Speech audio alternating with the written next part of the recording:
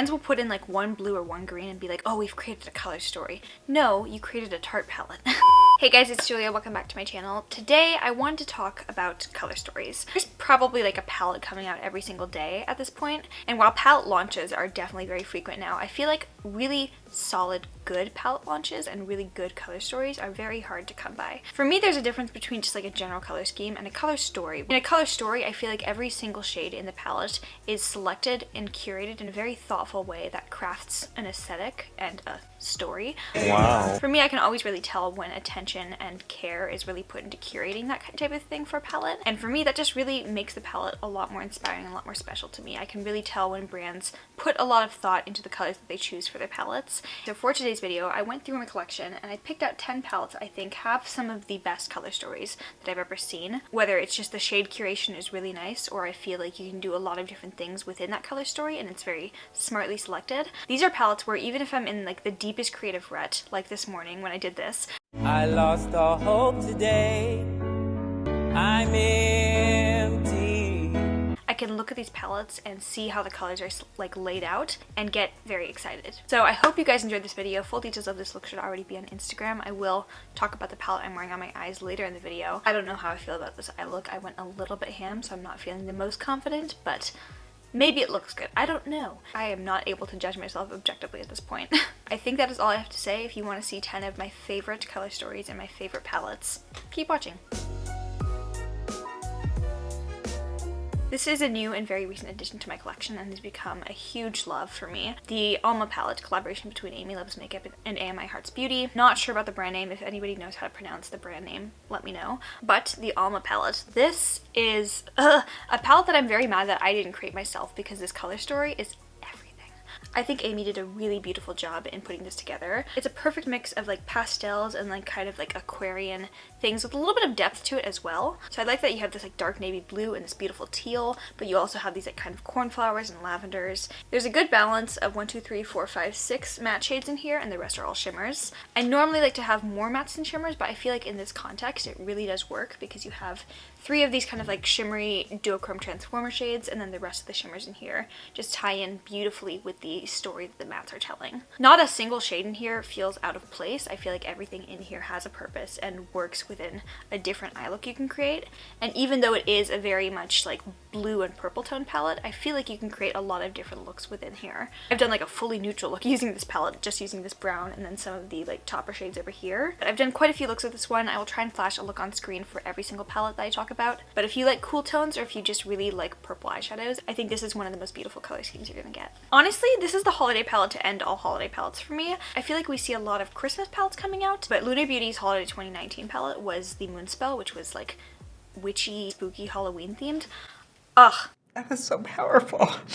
These shades in here, perfect for like the fall winter transition. I love how it's laid out. First of all, I love having that first row of like purple and berry tone shades, and then a middle row of kind of like grungier toned neutrals. Then this final row of like green, blues, and teals. The formula itself is beautiful, but I think the color scheme, well, at first when you look at it, it can kind of seem like a lot just because you have 3 like distinct things going on in here. I feel very comfortable and I really like the effects of like either sticking with these 3 like designated rows or kind of mixing and matching. And I feel like while some palettes on first appearance can look jumbled, this one like always gets me inspired to do something new, whereas some palettes, they like have a lot going on in them, but it always like stays jumbled. It always feels kind of disjointed. This one I feel like just comes together really beautifully. Personally, my favorite shades in here are these greens down on the bottom. While I do prefer the Strawberry Dream palette from Lunar Beauty over the Moonspell, I think the color story of Moonspell is a lot more inspiring and a lot more special and unique to what we see on the beauty market. We cannot possibly make a video talking about inspiring color schemes without the kingpin.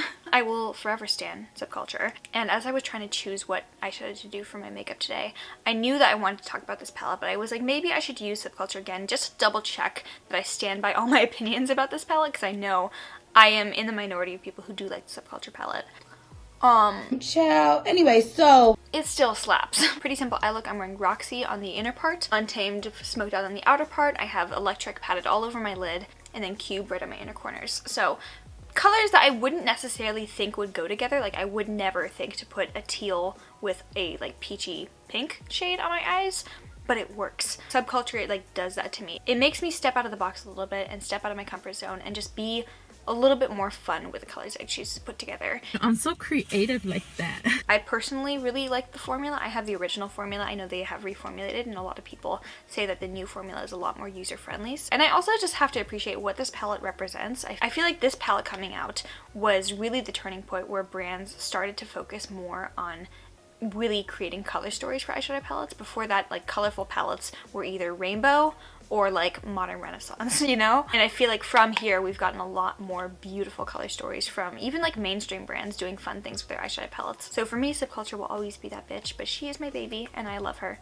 A bit of a smaller palette with a more concise color story, but I still think within 7 shades they managed to just do something I've never seen before. Oh, I'm sorry, 6 shades. That's just a flex at this point. This is the Kaleidos Futures in 5 Electric Turquoise palette, and this in my opinion is the most unique color story that Kaleidos has ever done. I love this. Again, kind of like Subculture, I would never ever think to pair bright Cheeto orange with like teal shades in here, but it works so beautifully. These are some of the best blues I have ever used, especially this Tiffany blue down here. So incredibly beautiful. I think this is a really interesting take on merging cool tones. You have obviously like the silver in here and you have the blues, but then you have this like orange. It kind of adds in this tropical vibe. I also just have to appreciate the fact that the colors on the outside of the palette match the inside. Like, that's just satisfying on another level. I feel like with smaller palettes it's a bit of a challenge to really create a color story and something that is still inspiring with that few shades. I think Kaleidos consistently does a really great job, so yeah. Stepping it up to 9 pans though, Sugar Pill's Fun Size palette is one of my favorites from last year, and this I feel like is a really interesting take on bright rainbow shades without being a rainbow palette. I got like rainbow fatigue last year. I think we have so many rainbow palettes on the market, and I feel like at a certain point rainbow palettes became like a sort of cop-out for brands to be like, look, here, we're giving you a colorful palette, but like Roy G. Biv does not take any innovation to come up with. It's just like, okay, cool, rainbow shades.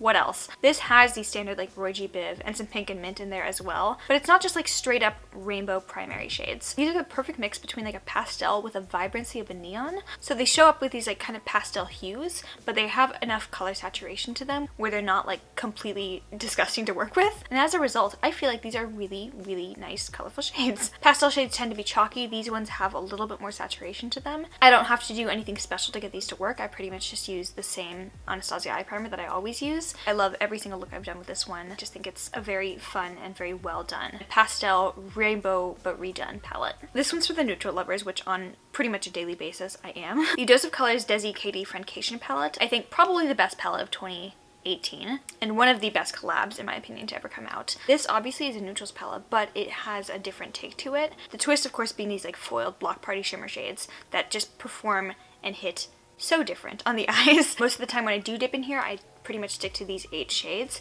but when I do decide to pull in some of these blues, I feel like it gives you the option to do either neutral shades or something very fun, and the extra dimension inside these shimmers just gives this palette a little bit of an extra edge. I know Desi picked out half of the shades in here and Katy picked out the other half, and I think you can really see that. I think they did a great job of compromising on doing something with like colorful options, but mostly sticking to neutrals that I wear on a daily basis. I know a lot of other people also do, and never fails to inspire me. I just love this palette so much. The palette of 2019, dare I say, yes I dare say, this is my channel, I dare say everything, the Anastasia Jackie Aina palette.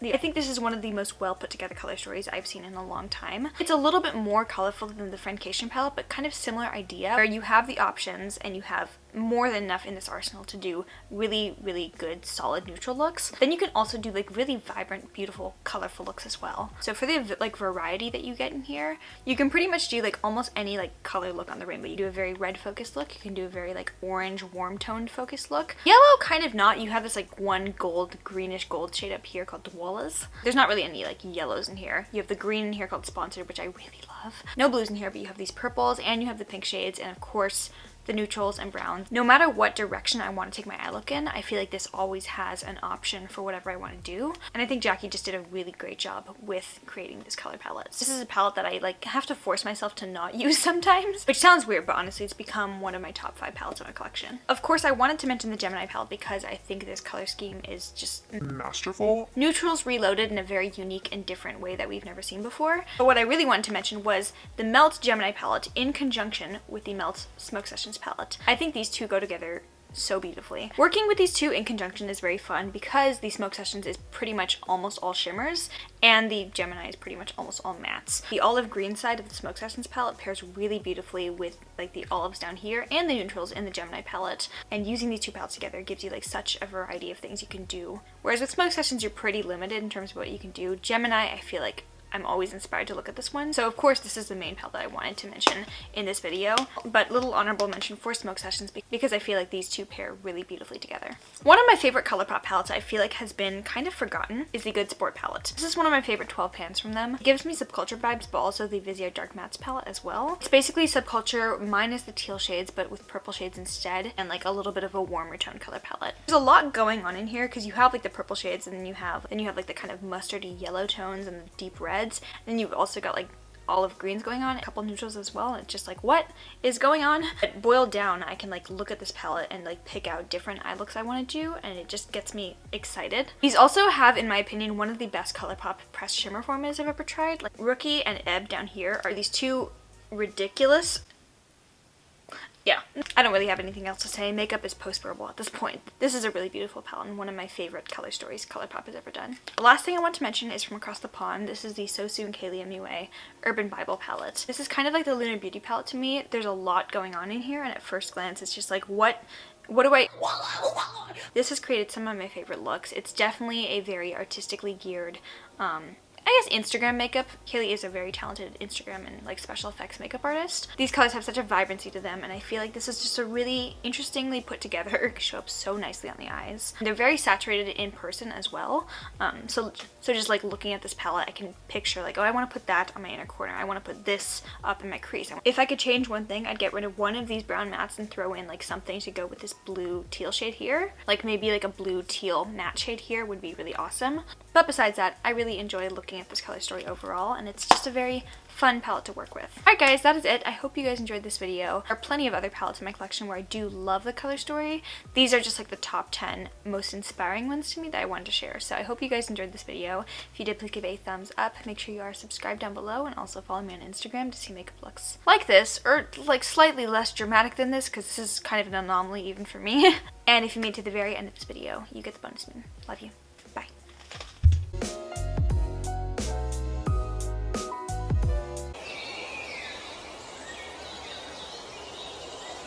While I'm waiting for your fucking response, are you just not gonna say anything, dumbass?